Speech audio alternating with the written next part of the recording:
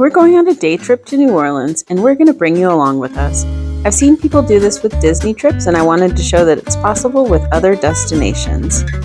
Because we are flying from East Coast to Central Time, we gained an hour, and we didn't have any bags, so we walked right off the plane and got on an Uber to the French Quarter. Of course, our first stop was going to be Café du Monde for beignets.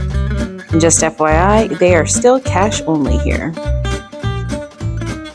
After powdered sugar and coffee, we walked to the riverfront.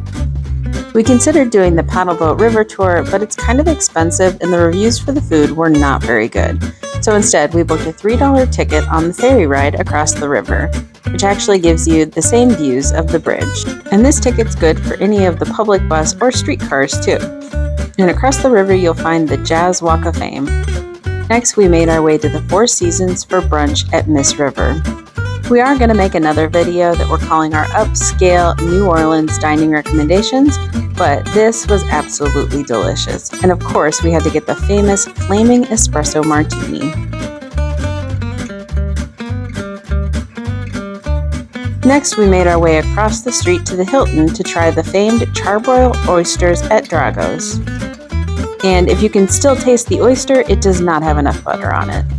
Then we hopped on the streetcar to enjoy the city views and head to our next destination. The pass we bought earlier for the ferry also worked for this, and it was good for a full 24 hours.